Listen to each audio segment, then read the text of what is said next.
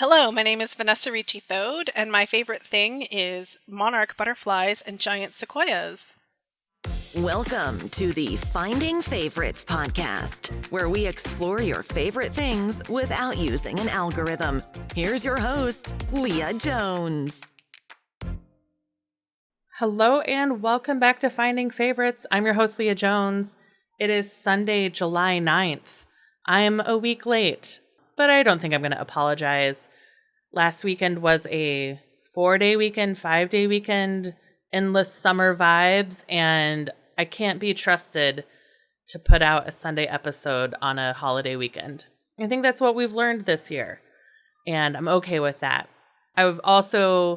July for me is super busy in a fun way.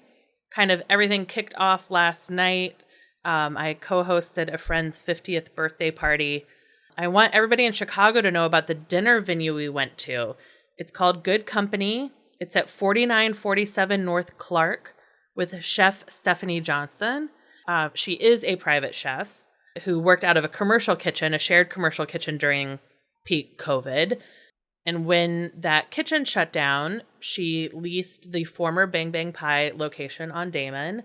And now she does ticketed supper club events, cookbook clubs, Vanderpump Rules with pizza, and she also does private events. And so we squeezed 30 people into the venue for a 5-course dinner that was amazing. Every dish had so much depth of flavor. It was just remarkable. Let me tell you a few of the delicious things we had last night. So this is Good Company on Damon in Ravenswood. Our welcome bite was a sweet pea and ricotta toast with basil, hot honey, radishes, and microgreens. Then we had this green salad that had roasted beets, fennel, radish, avocado, basil, mint, and sunflower seeds with this I think it was a vinaigrette. The dressing was a vinaigrette. It was beautiful. It was like everything good about summer in a bowl. And then a roasted red pepper pasta with fresh herbs, pickled chilies, feta, and toasted breadcrumbs. Then we had a black pepper and basil roasted chicken served with shawarma spiced potatoes and the creamed corn. So good. Oh my gosh, so good. And then for dessert, we had a peach and polenta crisp with vanilla ice cream.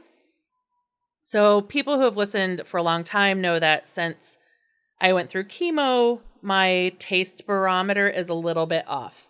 So I was like, I thought the welcome bite, the pasta, maybe, and the potatoes, I was like, oh, they're spicy. And people were like, those are spices, Leah, not spicy. But the hot honey and the welcome bite, it was just a beautiful, beautiful dish. So if you are looking for somewhere to host a dinner where you don't have to clean up, you don't have to clean your house, cook, or do the dishes at the end of the night, Good Company on Damon was an amazing option. She also does like take-home meals once a week, so you can it's an alternative to meal delivery services, and it's an alternative to Grubhub. And somebody had sent me one of her dishes when I was going through chemotherapy, and I found it to be the most well-proportioned meal, one of the most well-proportioned meals I had received during my treatment. So I just really wanted to shout out Good Company in Ravenswood in Chicago.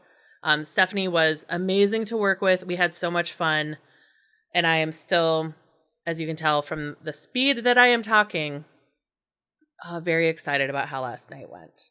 I think the best part about planning events is debriefing with friends the next day or over the next week about like, well, what about this? What about this? So it was a really fun, very fun night.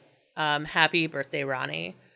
In other news, next weekend I'm officiating a wedding, so I will try to get my next interview locked and loaded to post while I am while I'm struggling to get up the morning after the wedding. Then at the end of the month, July 20th through 22nd, is the inaugural Chicago Jewish Book Festival. I'm working on it with Amy Guth. Every few years we collaborate on something, and this is through her role at 5959 and my role as the president of Emmanuel Congregation.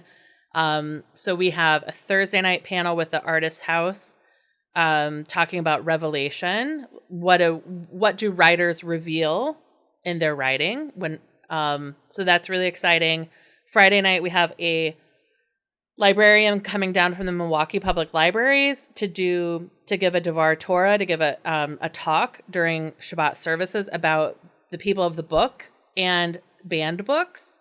And then Saturday all day, we really think the spirit of Shabbat is talking about books. So we are doing a day of programming, and then after Shabbat, we're going to end with a closing reception with Jonathan Eig. He's a New York Times bestselling author. Stacey Agdern, the romance writer, we talked about her Joyfully Jewish books and hockey and romance. She is coming to Chicago for the festival. Again, this is the inaugural festival. I'll link to it in the show notes. I really hope that folks can come and meet Stacey in person. I'm going to do a live record of Finding Favorites with children's author Bindi Bitterman. She wrote a book all in limericks. So really excited for that. And finally, I said that I would read more reviews. I have realized only good podcasts. Apple Podcasts, formerly iTunes, is like, you can listen to podcasts almost everywhere, but like the rating and reviews is still almost entirely on Apple and then Good Pods.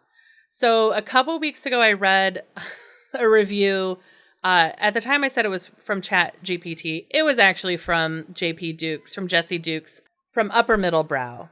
So I want to acknowledge the last time I read a review, it was from Jesse Dukes from Upper Middle Brow, not from Chat GPT. So thank you, Jesse, for that. Go and listen to their summer reading recommendations. They did 3 episodes. I have a little clip on the call-in episode where I talk about Abraham Josie Reisman's book, The Ringmaster, and some classic Jasper Fforde. And so I've already listened to one of the books recommended and just keep listening.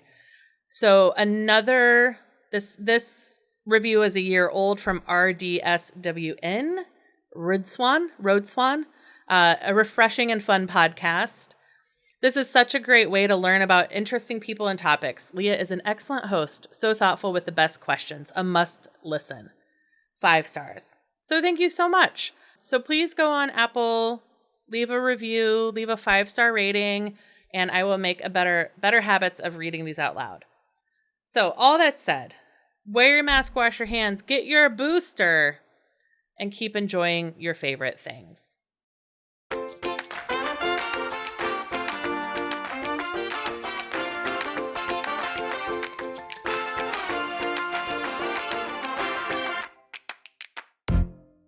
Hello and welcome to Finding Favorites. I'm your host, Leah Jones, and this is the podcast where we learn about people's favorite things and get recommendations without using an algorithm.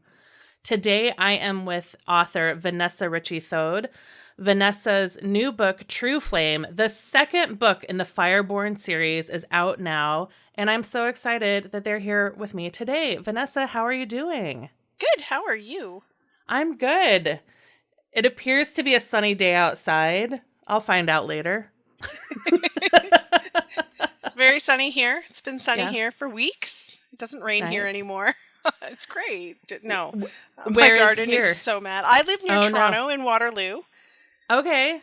Yeah. It hasn't rained here in about 2 weeks, and before that we got like one afternoon of a little bit of rain, and then it was another 2 weeks before that. So it's very dry. My garden is crispy and grumpy, and our rain barrels are empty, and I'm always out there just like, I've got it on life support because this isn't an area that usually gets this droughty, but it's droughty. Yeah. People were talking about it. I was at a pre-wedding wine tasting last night for some friends, which was very fun. It was just all the potential wines for the wedding and a lot of very opinionated friends and family trying the wines. That's fun.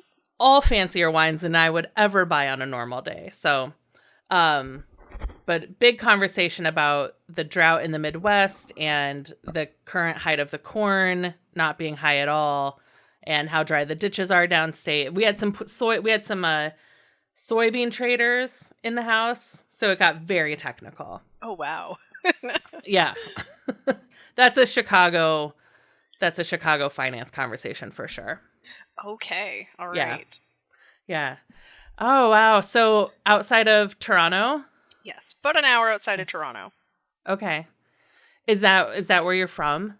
No, I'm from Northern Ontario, the bit that's like north of Duluth. Okay. All right. Yeah. Now, are you part of one of the things I learned about my friends in Toronto, but also my friends in Minnesota, so Duluth is applicable, is cottage season. Are you someone, does your family or your friends, do you guys go to a cottage on the weekends? Like on the first 3-day weekend, did you go and open a cottage somewhere? So, where I grew up, way, way north of Minnesota, we called them camps. They were Okay. cabins. People went to camp. Or actual camping with tents. I didn't do a whole lot of that. My little tiny town was sort of cottage country. It was where all the people came from the city and had little cottages along the lake. So I grew up there. And then now I'm closer to Toronto, and yes, cottage culture is huge here. I'm not part of it. In order to get to a really nice lake and decent, quiet, and affordable, you have to drive quite a bit. And so we do go once a year to a place on the tip of the Bruce Peninsula called Tobermory. It's beautiful. The whole peninsula is a dark sky preserve, so the stargazing is just incredible. Wow. Yeah. So we do that once a year. But otherwise, no, my neighbors go every weekend. They have a cottage, I think near Lake Erie. Okay. Yeah. Where I'm situated, it's a very easy drive to Lake Huron, Lake Erie, and Lake Ontario. Wow. Yeah. So you have options. Lots of options. Lots of options. I'm in Chicago, so right on Lake Michigan. Uh-huh. And I do have friends that have lake houses that go to Michigan or Indiana or Wisconsin. I am not that person, but I was talking about it recently with someone about how I think I'd been in Minnesota the week of Mother's Day, and all anybody was talking about was that was the weekend to go open the camp or the cottage or whatever. Wow. So. It's Victoria Day weekend here, which is the weekend before Memorial Day, is the big go to camp, go to the cottage, get everything opened up, and because it's usually colder. That's also when our planting season officially starts, because that's usually the safe bet for being past the first frost. I do know some people who will, especially in southern Ontario where I am now, it's warmer than the rest of the country usually. So people will go on Mother's Day or Easter if it's been really nice. They'll go, and Easter's late in the year. They'll go on Easter and open things up. Depends on the weather. The weather is so bonkers lately. So yeah, absolutely. So Vanessa, I'm curious. Your new book, True Flame, is out. It is. From the Fireborn series. Tell me about it. The first book actually came out 10 years ago, and I released this on the 10th anniversary of the first book. Wow. The first book was published through a little hybrid publisher out of Toronto, and they did great work with it. And then I was, a small press wasn't quite for me. And so I was trying to get an agent and get a big publishing deal. And that it took me 10 years to realize that was not the right path for me anymore. So now I have self-published, and I got the rights back to the first book from the publisher and re-released it in March. And then True Flame came out on 2 days after the exact 10th anniversary of the first one. So awesome. Yeah, because I spent that 10 years still writing books, just not publishing any. So I have this huge backlog of books. I'm like, I should put them out. Yeah. Are the books that you've written in those 10 years part of the Fireborn series? Some of them are, yes. I'm releasing 2 more books this year because that's awesome. Poor life choices or something. Or great life choices, we'll find out. Yeah. So I don't think it's I don't think it's poor life choices to give your fans what they want, which is more story quickly. Yes. Right? It might be a poor life choice for me. I am starting to run into the why did I do this to myself, because I just finished a round of edits on book 4 and am now immediately starting edits on book 3. Because I developmental edits for one and now I'm headed for copy edits for the other. And so it's the scheduling, and I'm just like, when do I write? When do I write the next book? Fair. So Fair. yeah. Hopefully, once I get this next one off to the copy editor, it'll calm down a little and I can write some books. Mm-hmm. So tell me about the cover. Mm-hmm. There's this beautiful person with long hair and a very cool dress or robe. Mm-hmm. A huge like fire going up to the sky. I think I see a dragon. I see castles. Tell me about the world of True Flame and what these books are like. Okay, so I've been pitching them as How to Train Your Dragon meets The Legend of Korra. Okay. Because we have friendships with dragons. This book, so each book in the series, the first 3, has a different main character, and it's a different generation of women in the same family, and they all have the same power. They're basically firebenders. And so they become friends with the dragons, and they're helping them and working with them and protecting them sometimes. And so the first book was a woman named Dionelle. The second book is her daughter Nisha. And Nisha is a little bit prickly. She doesn't want to be her mom. She doesn't want to take her mom's path, though she does end up on it eventually. And she's all about her magic, and she just really wants to learn more. She's just very hungry to learn and to have her power recognized, because she's a little bit arrogant. She knows she's powerful. And yeah, there are some scenes with her doing some very big fire magic, like on the cover of the book. So the recognition she wants is that other people recognize she's as good and powerful, good at the magic and as powerful at the magic as she thinks she is. Yes. Her close family knows. Yes, you're powerful, dear. We know. We get it. But she kind of wants, her name in the sky. Sure. Yeah. And is it for her, is this a coming of age book, or is she already an adult? Like she's I guess it would be sort of like a new adult genre, because she's 18. She's just turning 18, but she is, she's done school and she's going to have a baby soon, and she's into, that early phase of adult life and trying to figure herself out. And she is a queer woman, and she lives in a not exactly queer-friendly society, and she's just really pushing hard against that. So there's a lot of conflict in that too. Her parents accept her, especially her mom, but less so wider society, and so she's got a lot of that she's up against as well. But she's just a lot about, look at me, I'm very powerful, it shouldn't matter what else I'm doing. Okay. Yeah. Nice. And the True Flame is available today. It is. Where can people in the US and Canada order it? Oh, pretty much anywhere. I have released it wide, so it's available pretty much everywhere they sell books online. So some of the major ones, Barnes & Noble, Indigo for people in Canada, Kobo, Amazon, of course. I think it's on like Smashwords, just about everywhere. All right. How did you celebrate the launch? Or how have you been celebrating the launch? Working on the next book. Fair. I made a cake. I had some cake. There was cake involved. Yes. Great. It was. I thought about having a launch party, but that's expensive, and I was busy, and the weather was terrible, and I had a headache, and just been very busy, and I thought that's going to stress me out more. So I did like quiet at home celebration. Yeah, that is part of being self-published, is you lose ostensibly the publicist who does the headachy parts of things. Yeah. The party planning side of things. Yes. Yeah. I did have, way back in the day, a launch party for the first book, Dragon Whisperer, when it came out, and that was a lot of fun. But the place that I did it wasn't a good venue anymore. They've grown and they don't have as much space as they used to for that sort of thing. Yeah. So, and then I wasn't sure where else.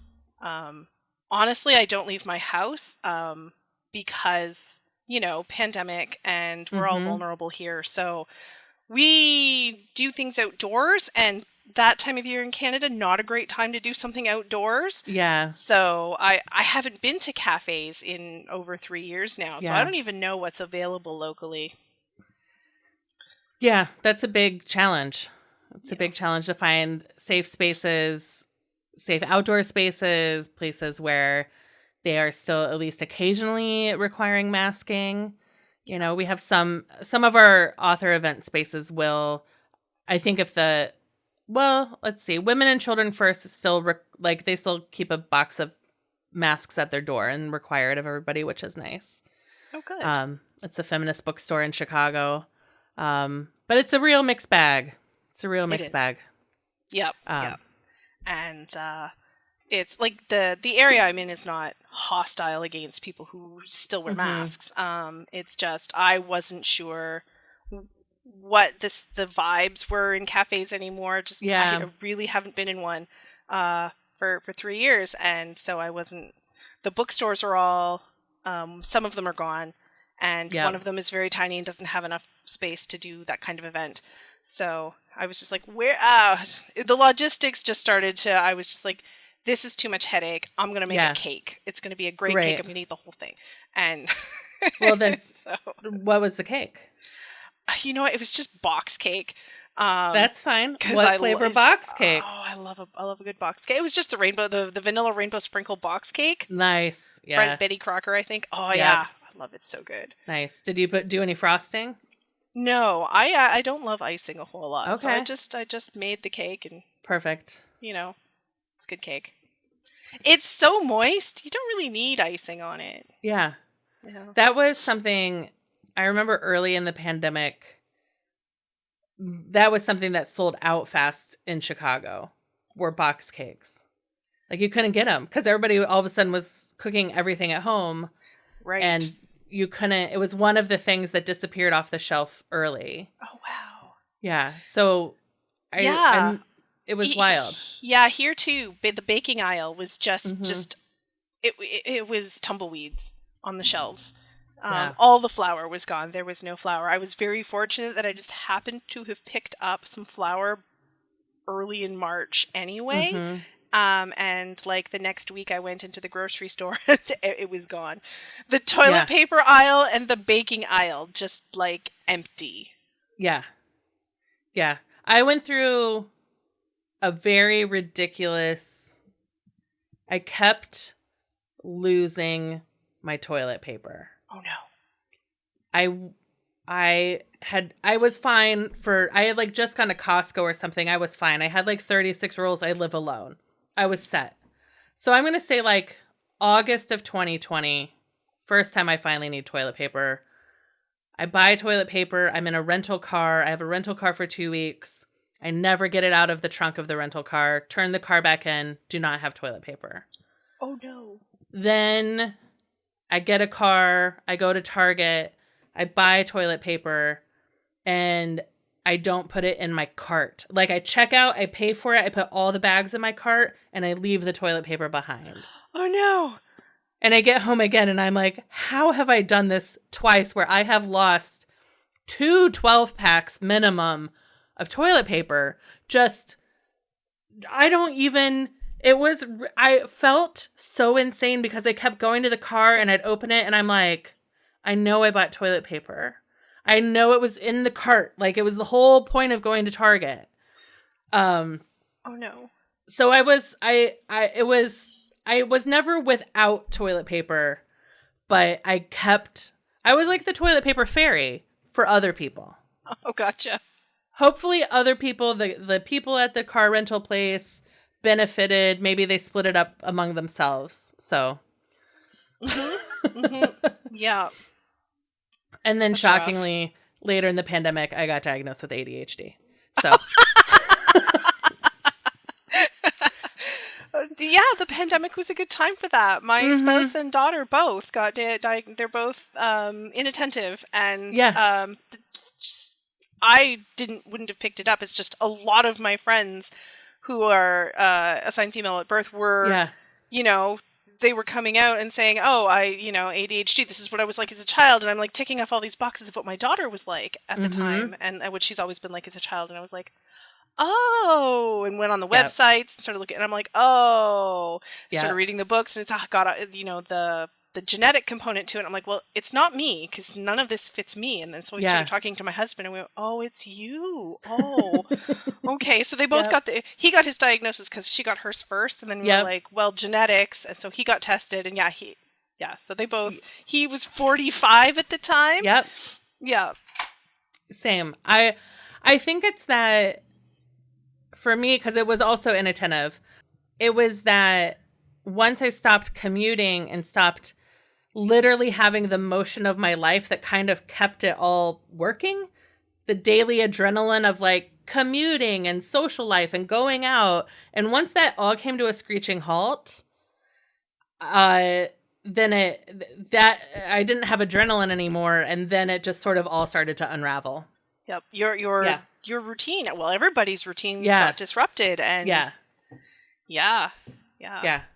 It's a wild ride. Yeah, we noticed my daughter was she had one of those balls with a handle on it that you bounce on. Mm-hmm. And my office, there's like a door behind me and a door next to me in a hallway, and there you could do a loop. And she was bouncing in a loop for hours. And I was like, what is this? And then we started looking into the ADHD, and I was like, that's what this is. Yep. Yeah. Well, there are no silver linings to a global pandemic with so much death and disability. No. But there were some moments, the opportunities for some of that self-learning was important. And I don't know how to, I've still not figured out a non-gross way to say that. Yeah, it's tough. Right. Yeah. I would rather be undiagnosed and have everybody alive, just for the record. Yes. Yeah. No, it's very weird, because it's like, personally I'm okay as long as I pretend the rest of the world doesn't exist. But like, how do you do that? It's that, it's a mess. Yeah, it is. All right, Vanessa, your book, True Flame, available everywhere books are sold. It will be linked in the show notes. It's available today. And people, this is the time to get into this series, because Vanessa, you've heard her here. Books 3 and 4 are coming. She's not going to George R.R. Martin you and leave you hanging with books promised that she doesn't write. 3 and 4 are written. They are written. They're coming out. I expect the overall series arc will come to a close in book 5. I am a planner, so I already know how that book is going to go. I just need some time to write it. Yeah, its series will be complete very soon. But yeah, 3 and 4 are already done. One comes out in August, one comes out in November. Fantastic. Mark your calendars. Get those first 2 books under your belts, friends. Do it.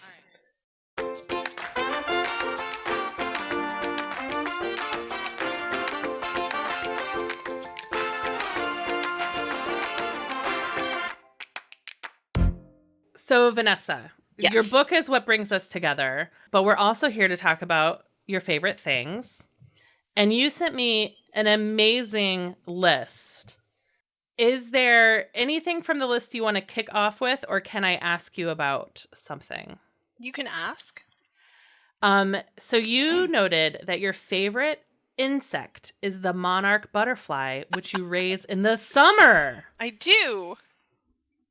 I would like to know more about monarch butterflies, please. They're really cool. Yeah. So sadly, I have not seen any yet this year. I've been checking the map obsessively. There's a map called Journey North where people report in, I saw one. And that map is like way up past north of where I am, and there's someone in the next town over who's seen some, and I'm like, but I haven't. Where are they? Any day now I'm going to find one. But not yet, and I'm kind of sad about it. Because I almost said commuting. I love that. What is the word when they commute from Mexico to Canada? Mexico. They migrate.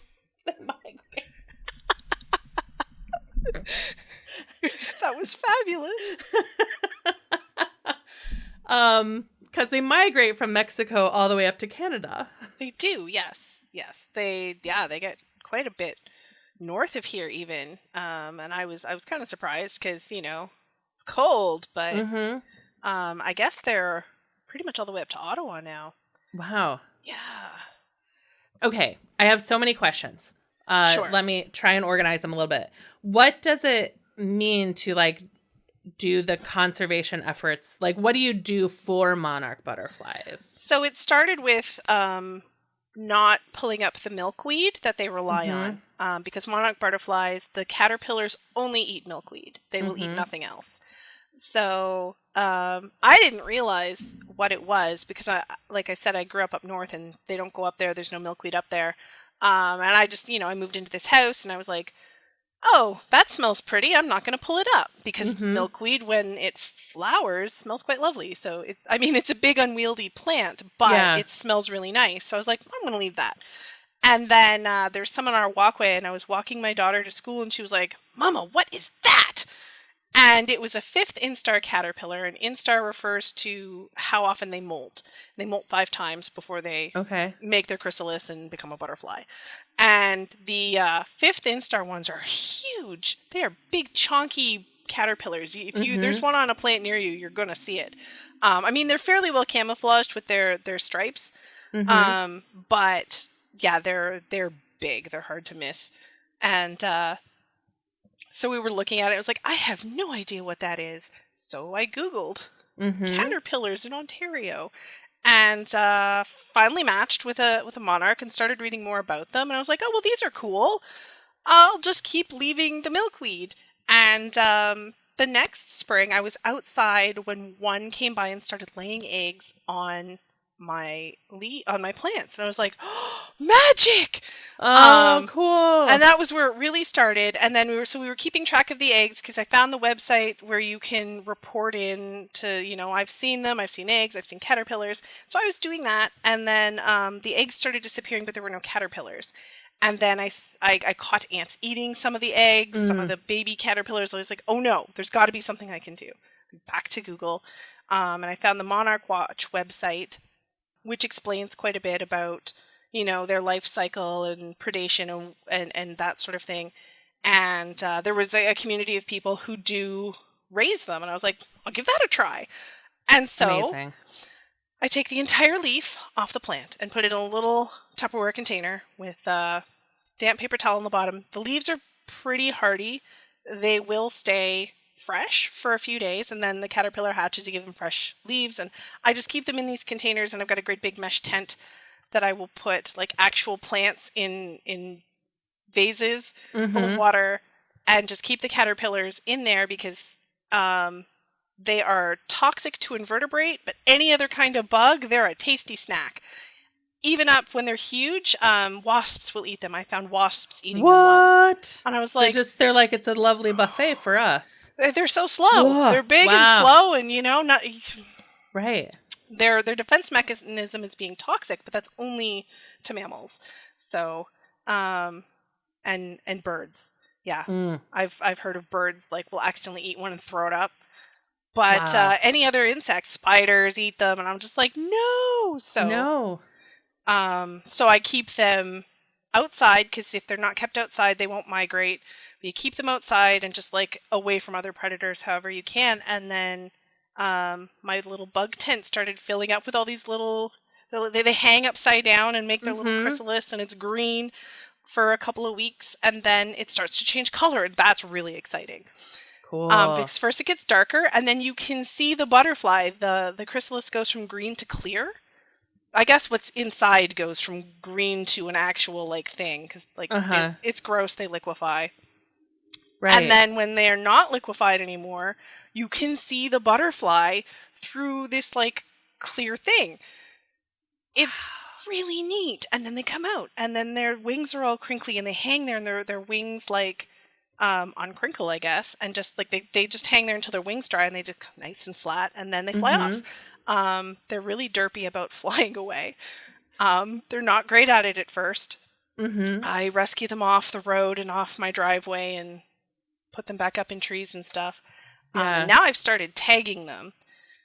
Last year was my first year tagging them. Tagging them. So With I like bought little tiny bracelets? these little teeny tiny stickers. They're such a pain to work with. But you just put these little stickers you stick on their wing. And then there's volunteers in Mexico. Once they have done that cycle of their life, and they pick up the ones off the ground that have died, and I guess they maybe catch some of the live ones. And there are some volunteers all along the route who will catch and see if there's any tags. And if there's tags, they note so that they can keep an eye on where they're going, where they're coming from, how many are making it back, and from where. And so I tagged 25 last year. Cool. And that was really neat. None of my butterflies made it to Mexico, or if they did, nobody found their tags. Okay. But it was still neat to do it, and I've already ordered my tags. I'll do it again this year. Nice. So after they become monarch butterflies in your tent, then when they start flying, do they immediately start migrating south? Like as soon as they're butterflies, do they start their southward journey, or? Not right away. They don't start migrating until where I am. They don't start migrating until about mid-August, late August. So the first generation of them just fly around and hang out sometimes, because they'll breed here and do another. We get 2 or 3 generations in my. Oh. So they come up here and they breed and migrate and breed and migrate. So they have some cycles of breeding and migration as they come north.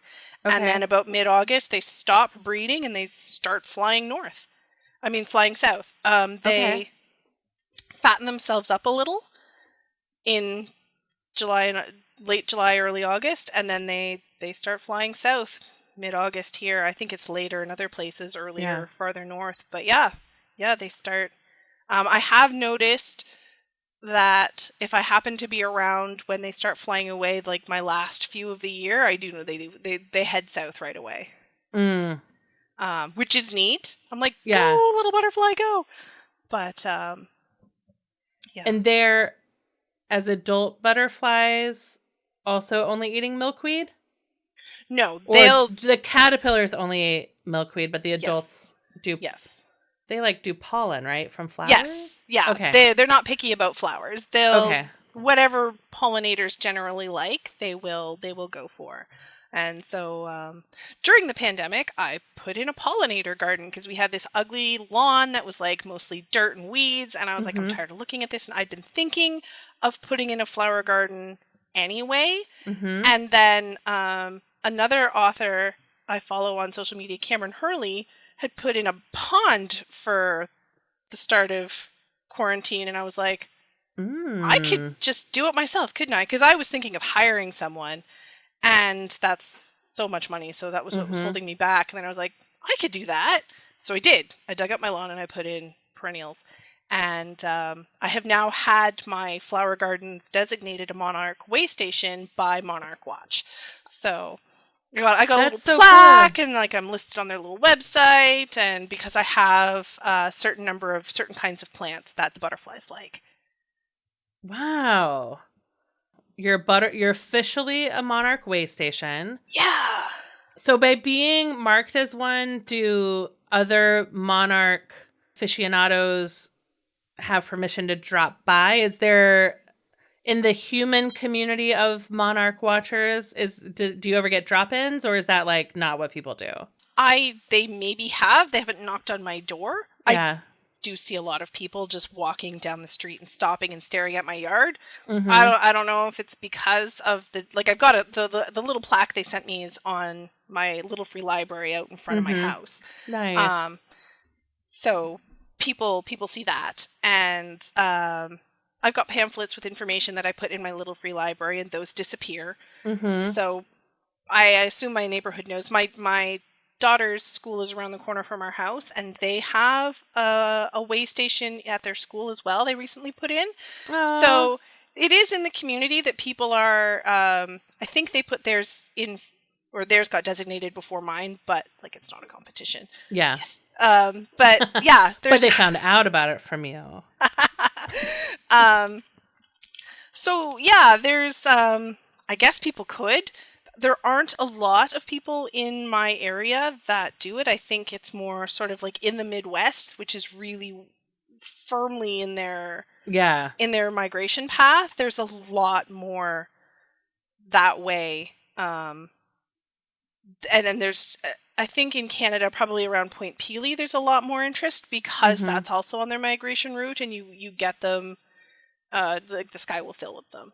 I haven't been there to see it yet. I'm hoping one of these years I can get down in the autumn, because apparently it's really something to see. There's a few days. It's a very narrow window I've never been able to catch. Yeah. Where you can watch them. They gather on Point Pelee and then they fly off every morning. And so in the evening, like the trees are just heavy with them apparently. Wow. So that would be cool to see. But yeah, the more there's a bigger community for it. I think the organization is based in Kentucky. So there's a heavier concentration of people doing it in that area. But yeah, people have definitely stopped to check it out. Nice. Yeah. That's so cool. Because I'm from Indiana. I live in Chicago now. Like, definitely Monarch. I've grown up around Monarch butterflies my whole life. Yeah. And the guys in my building that garden, I know that we leave milkweed. I think that we've got some like in our, it just like grows, it just grows. Oh yeah. If you don't stop it, it grows. Yeah. It takes over. But to my knowledge, nobody in my building is going the extra effort with the caterpillars. So, but I'm sure if I looked at the map, it's Monarch Watch? Yeah, it's called Monarch Watch. Okay. And I can't remember. You can navigate through their website, and there is a spot where they list all of their official way stations. There's a lot more people who are doing it more unofficially, but mine's an official way station. Yeah. Well, I wonder because the park across the street from me has some reclaimed prairie in the middle of the park. That is the prairie that Illinois was before it was colonized. Right. And it's fascinating because you walk into the prairie and the temperature always drops like 10 degrees from the green grass. So I'm going to check it out and see if the park across the street from me has an official way station or not. I don't know if it has enough flowers in it. Yeah, there's a minimum number of, they want you to have a certain number of perennials and a certain number of not just flowering things, but like shrubs and structures to protect, like in bad weather, to protect the bugs.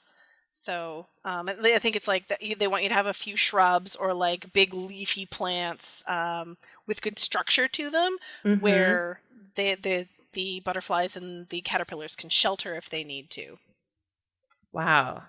Yeah, it was very in depth, and I was looking at it, I was like, oh, this is going to be so much work, and then I'm going through the criteria, and I was like, I've already done all the work. I already have, just because the way I planned my garden, I wanted to have perennials blooming from the time the snow melts until, frost in the autumn, and I do. And so because I had already done all of that just for my own mental health benefit, I want flowers all the time. Right. That also benefits pollinators, including the monarch butterflies. So I was like, I already did it. And I just had to check some boxes, and I think there was a small fee involved, and yay. That's so cool. Yeah, it was really cool. I love it. And every day I'm like poking around in my garden and like checking the milkweed to see if there's any caterpillars there yet or not. And so far nothing. Do you get what are other pollinators that visit you because of your way station? Have you noticed, or? This year it's just lots of mosquitoes, which is really disappointing. What a bummer. There's so many mosquitoes right now. But I've been getting more hummingbirds because of all of the perennials, and just some of the types of perennials that I have, and just more butterflies in general of all different varieties. Those little tiny white ones, the cabbage butterflies or something. Anyway, those little tiny white ones. I had tons of those. I've seen some more swallowtails around. I have actually started planting more plants for swallowtails now, because they're lovely. Yeah. There is one. There's one swallowtail that's been hanging out around my yard the last 3 or 4 days. So, yeah, that's what really does neat. swallowtails like that's different than monarch butterflies? They like fennel and parsley and dill and I think a couple of other herbs that they that's what they like to They're munch salad on. boys. Yeah, they are. Yeah. Huh. So if there's something in your herb garden eating it all, it might be a swallowtail caterpillar. Huh. I'll keep my eyes open.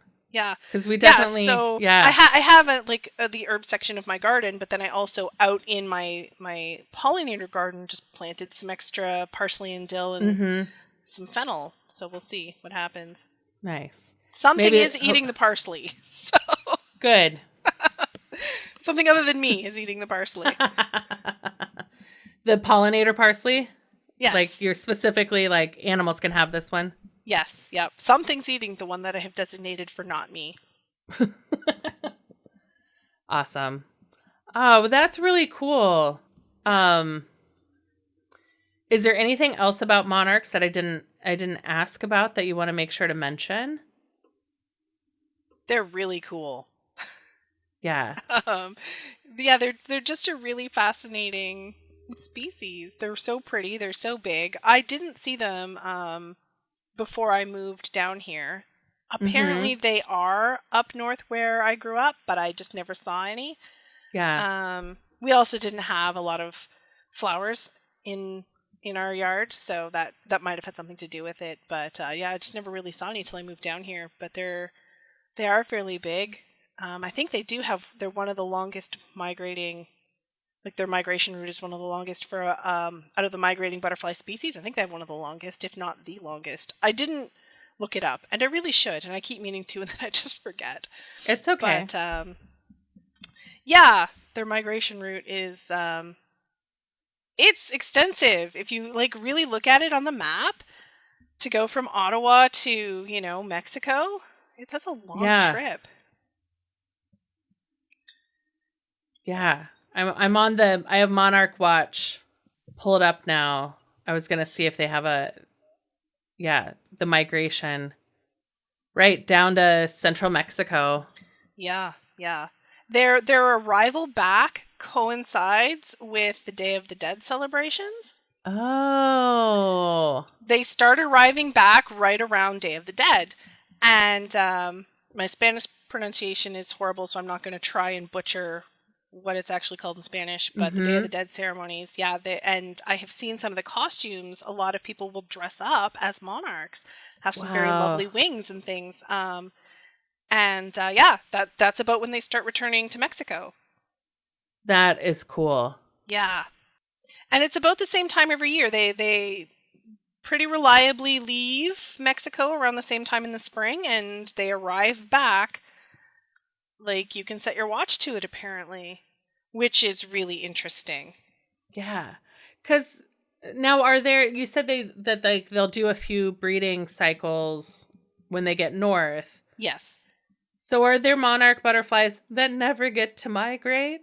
There are, yes. They live their whole life in Ontario. They will, yeah. Monarch butterflies live either 30 days or 8 to 9 months. So the ones that migrate survive 8 to 9 months, and the ones that don't migrate, about 30 days.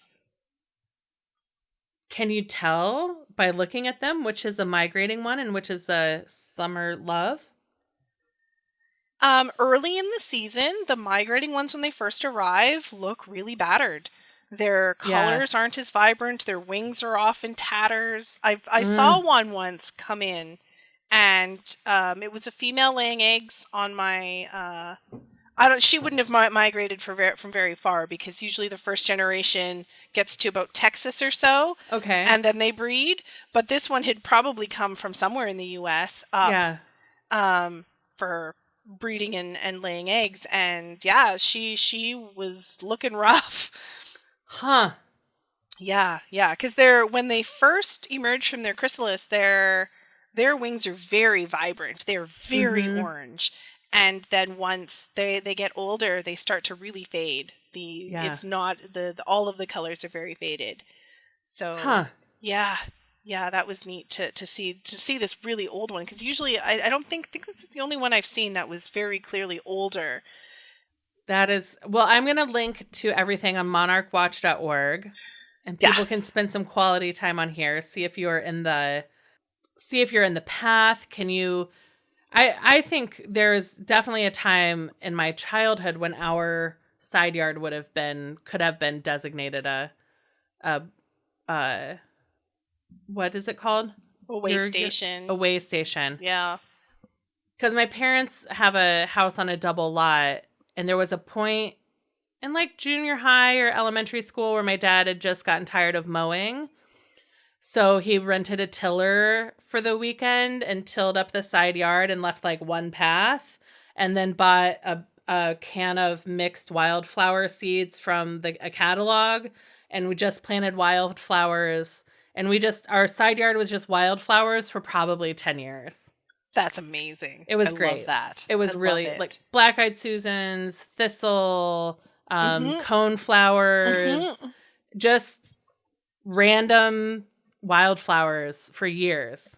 Yes. I've got a lot of those. I've got Yeah. black-eyed Susans, and I've got coneflowers, and I've got some globe thistles in my Nice. garden. Yeah, yeah, I've got a couple butterfly bushes, some lilacs, Mm, bee balm. They love bee balm. what's that? It is, you've probably seen it, but it's just this big weird flower on a Oh, stalk. yes. Yeah. We had those. Absolutely. Yeah. I didn't know what they were called. Wild bergamot. Ah, okay. Bee balm. They're so pretty. They are pretty. Each one looks like a little bouquet on its own almost. Yeah, they do. They're really nice. Neat. And the hummingbirds love them too. Yeah. Yeah. Oh, and they come in lavender and pink and a few different colors. Yep. Yep. Nice. How fun.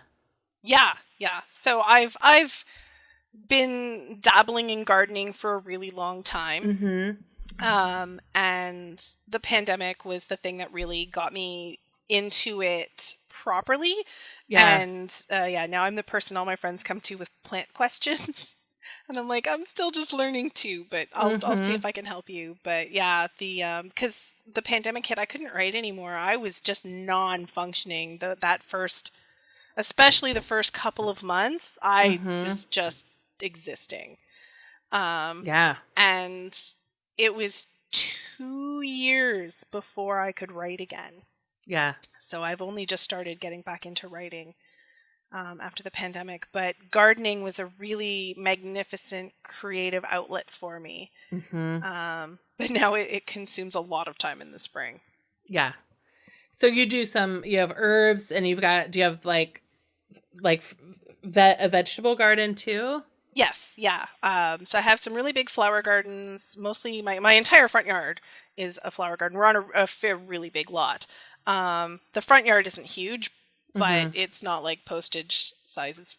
So all over the front and the sides of the house are flower gardens, and then the back, Beautiful. I've just got one little strip where nothing was growing except buckthorn, which is Okay. invasive and terrible.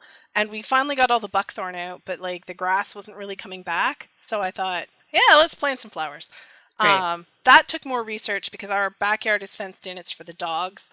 And so I had to find things that if the dogs ate it, it would be okay, because we had some hostas and my golden retriever ate the hostas, and she was a little sick. It's just a like gastro. Yeah. But some of them are neurotoxins. So Oh no. Yeah. yeah, we had to really be careful with what's in the backyard. Our neighbors had some nightshade growing along the fence, and one of my dogs ate it, and she was so sick. So we had to make sure that we were pulling it, like if it came through the fence, we were yanking it out. And they finally, I was like, my dogs are eating your nightshade. And they're like, oh, we didn't know we had nightshade, and they got rid of it. But Oh, good. Because they have dogs too, so. Right. And they're grandparents now, so, you don't want that sort of thing Right. around. Because, kids, No. ooh, berries! Yep. Yes. Yes. I have. So. My sister and I classically did that once to some mushrooms. Oh, no. Because in Indiana, you hunt for morels. It's like a wild mushroom that you can go hunting for. Oh, they grow in my yard, yes. Yeah. And so we had grown up eating morels, and we were like 6 years old, and we found some mushrooms growing on a tree in the tree row, and we had been eating cinnamon bears. It's a very specific memory. Eating cinnamon bears, found these mushrooms, ate the mushrooms. My brother's best friend Jerry came along and finds us like sitting at a tree eating mushrooms. Told our mom, and our mom like threw us in the back of the Pinto, drove to Kmart, got some syrup of Ipecac, to make us vomit, and then because we had the cinnamon bears, she knew it had everything had gotten out. Oh, wow. Yeah. And then didn't do mushrooms for a very long time. Uh-huh. Uh-huh. Yeah. Yeah. Oh, wow. Your poor mom must have been. Yeah. Do you know what kind of mushrooms you ate? No. White ones. White ones? White mushrooms that would grow in the city on something dogs had peed on. Like, who knows? Right? Like, not pristine forest mushrooms or morels that had been grown on, compost that you knew where it was from. Just like random tree mushrooms. Wow. Oh, no. It's possible they weren't poisonous, but I imagine my mom called the poison control hotline or just wasn't taking the chance. Yeah. But, no. Yeah. No, don't take the chance there. Mm-mm. No. I didn't know what morels were at first, and then they sprang up in our yard after we put our deck in, and I was like, what are these? A gift is what they are. Yes. Yeah. They stopped coming up. We've had a lot of dry springs, and I haven't seen them in a while, but yeah, they were tasty. Yeah. Once I Googled them, and I was like, okay, not poison. Not poison. Delicious. Delicious. Yeah. Yeah, they were good. They're so good. Yes. But yes, I do have a vegetable garden back there as well. Nice. Fenced in because I have golden retrievers and they are the trash compactors of the dog world. They'll eat anything. Uh-huh. Mm-hmm. Before we fenced it in, back in the day, my one golden retriever, I was, out there and I caught him just like his mouth around a pepper. And I was like, what are you doing? And he just backs out and it's just slobbery pepper left on the plant. I was like, he's like, I'm gardening. Yeah. And we garden? They dug up the carrots because they love carrots. Really? So they figured out where the carrots were and dug them up. So we have our another fence around our vegetable garden to keep them out.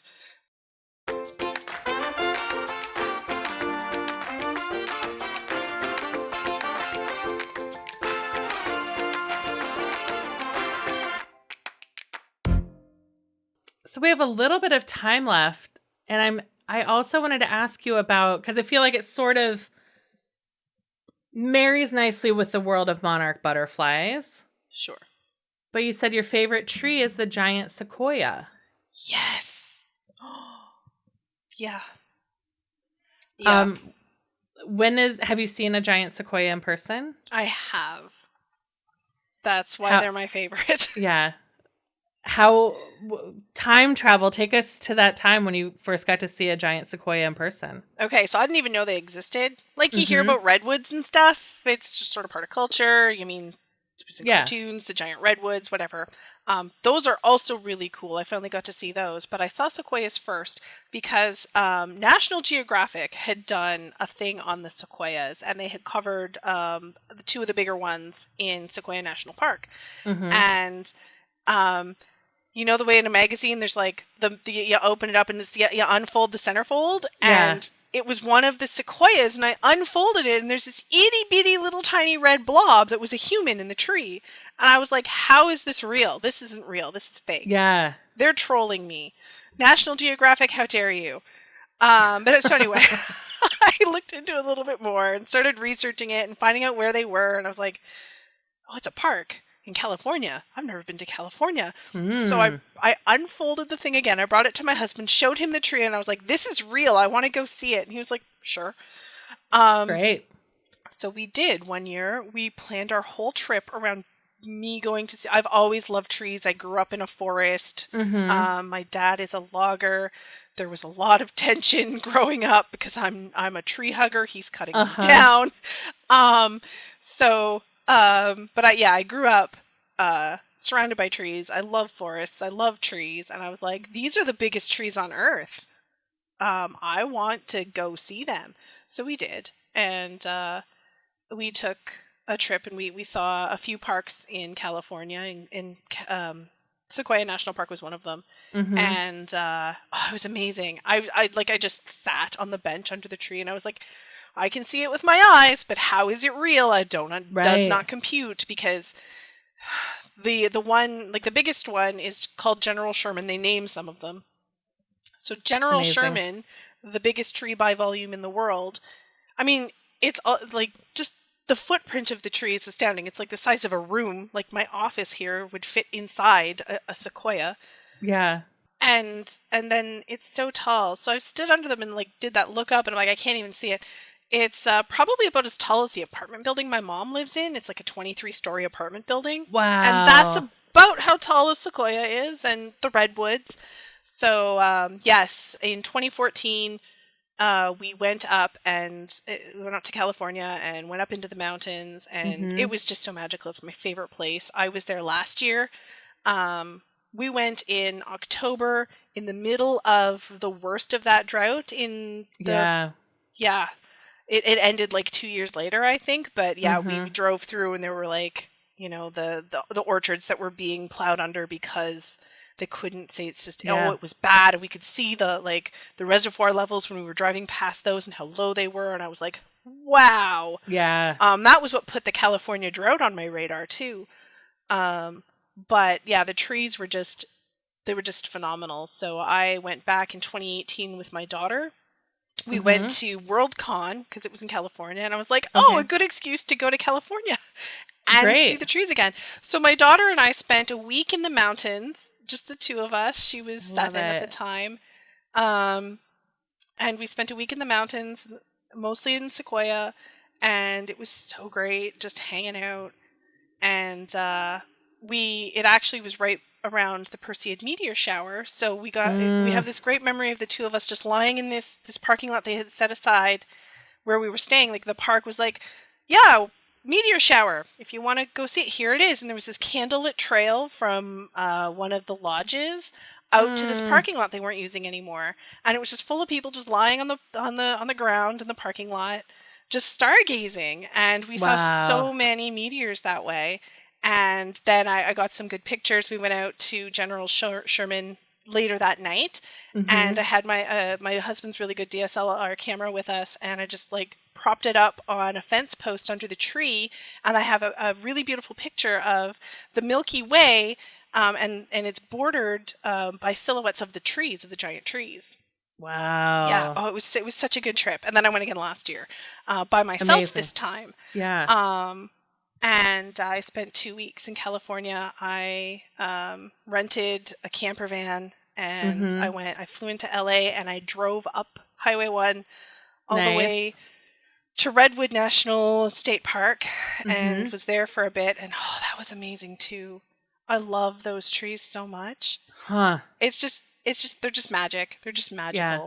And then, I drove back down and spent a few days in Sequoia again. And it was just amazing. And I was like, if it wasn't for fire season, I would find a way to live here. Yeah. So, but yeah, fire season, it's scary. It's so scary.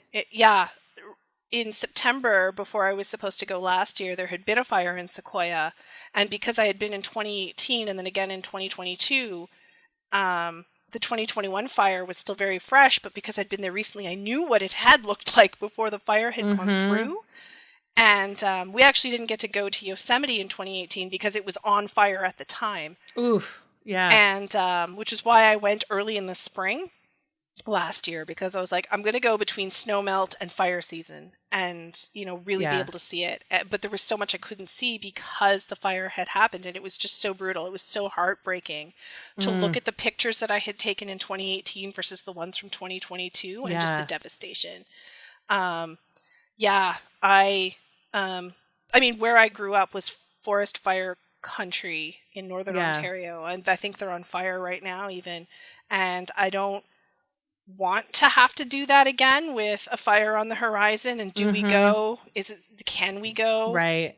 I have had family been in places where they ended up getting airlifted out Ugh, because that's so the scary. one highway in was on fire, and the fire was like in Fort McMurray. I had two cousins who were living and working there, and one of my cousins got flown out because he had stayed too long. He didn't end up losing his house, but he had stayed too long, and the city was on fire, and the fire was closing in, and they had all gone north, and they ran out a highway, but the fire was still coming. So I think it was WestJet. One of the airlines was flying people out. They were like, just put people on planes and we'll get them out. But my cousin had been and he had gone down the highway probably minutes before they closed it. And his car filled with smoke. He got home to Northern Ontario and opened his doors, and they could smell the fire smoke days later on all of his stuff in the car. Because we were like, you're like, I'm just thinking like the smoke inhalation. He was so lucky. Right. He was so lucky. Yeah. And I don't really want to live with that again. But, those trees are beautiful. Yeah.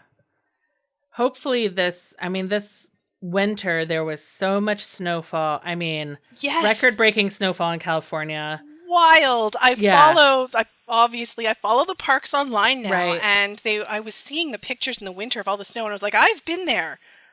I would be under like 12 feet of snow right now if I was there.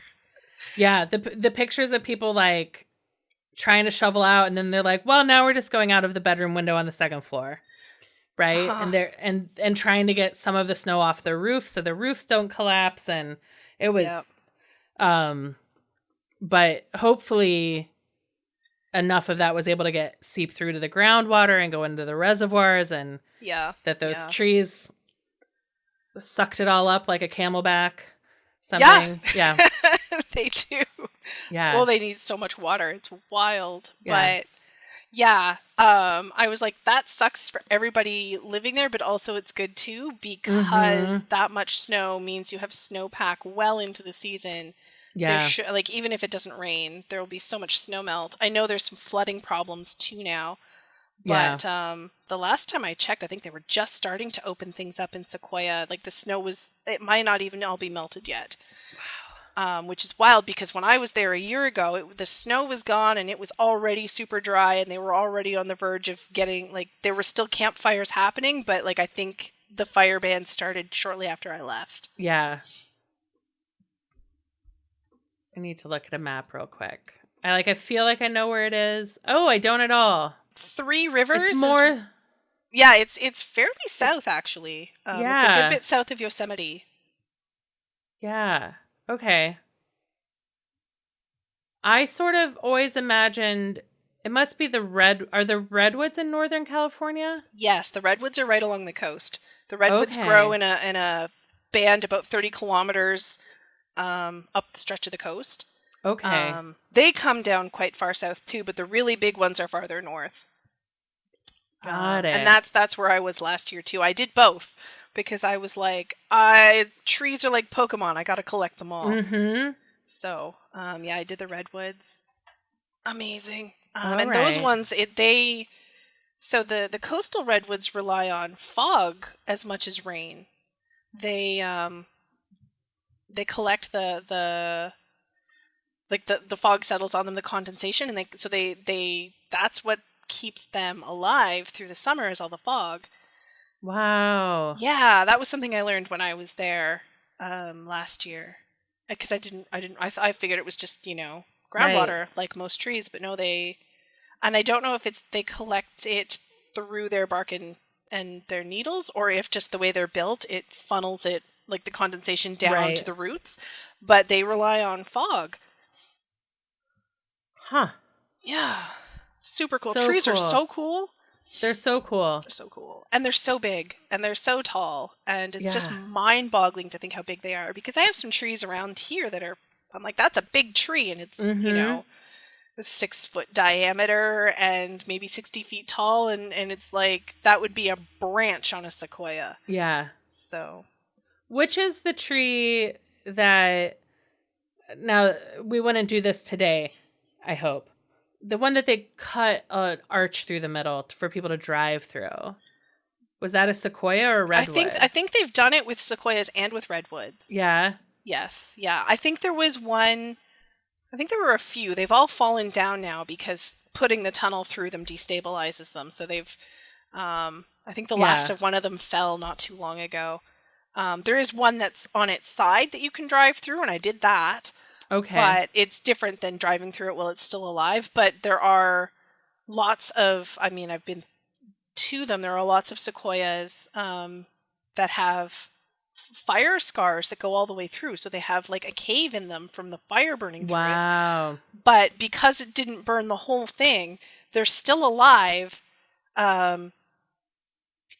It's just incredible how they can survive forest fires. But their bark is 3 feet thick on the really big ones. Wow. Yeah, and so they've got 3 foot thick bark, and they're so tall that mostly the fire doesn't always get, like, it's just around the base of them usually. So they have fire scars on the bottom, and some of them go all the way through. But as long as there's a little bit of heartwood left, they won't die. They don't die.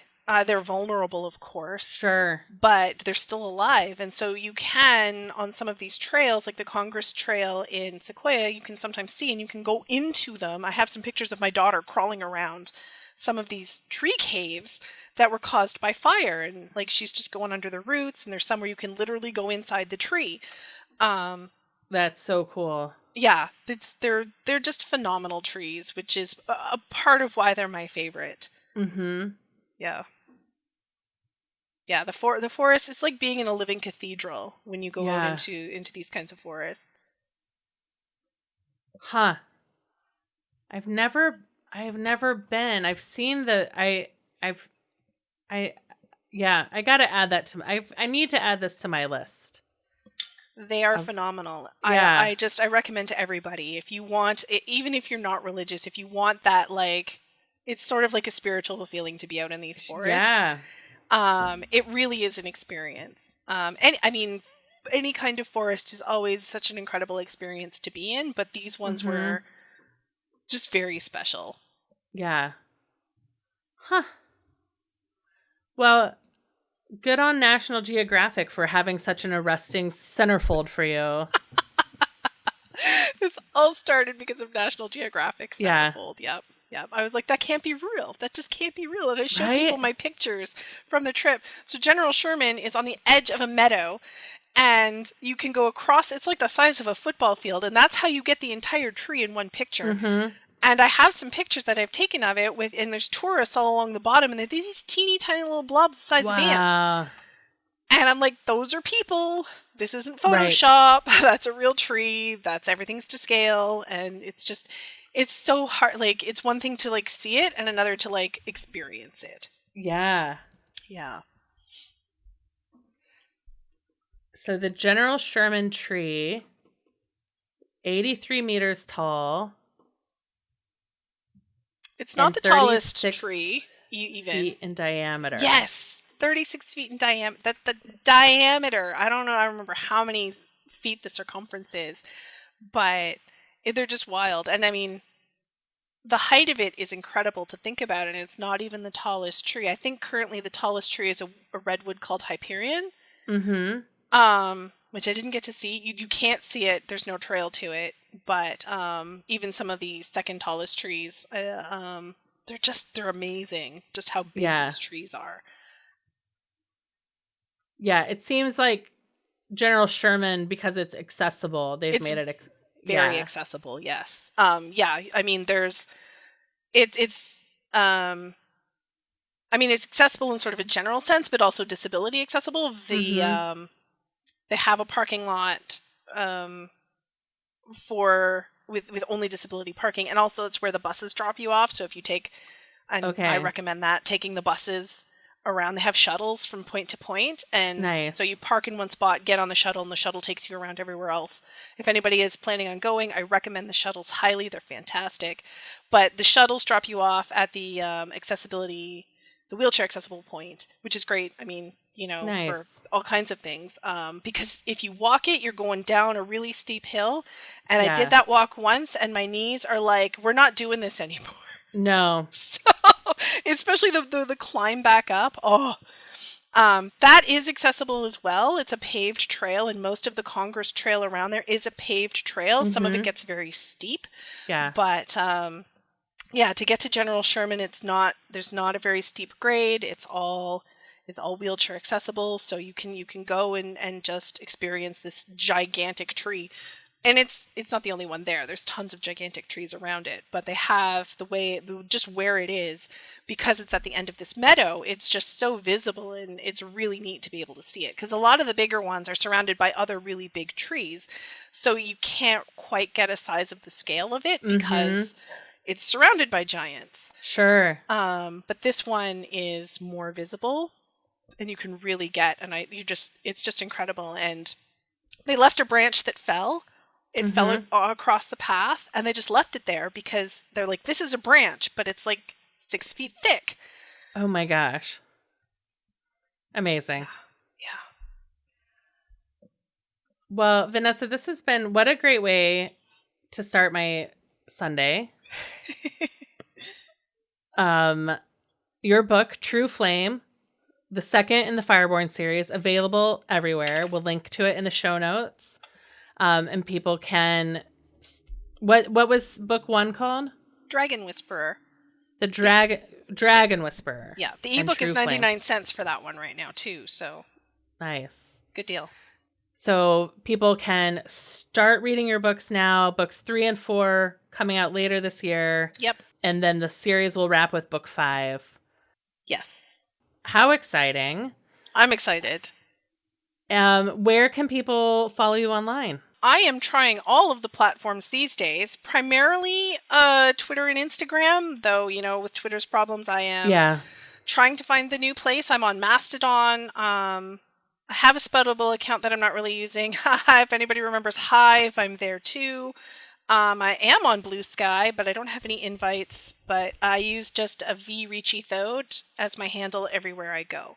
And I do have a blog as well on my website that I'm trying to use a little bit more with social media being so unstable right now. Great. Well, you can follow Finding Favorites on Twitter and Instagram. Please rate and review 5 stars, leave a review, and I will try and get in the habit of reading some of those kind reviews that have been left. So leave a review. Maybe I'll read it in a future episode. Vanessa, thank you so much for joining me today. Thank you for having me and letting me geek out about things.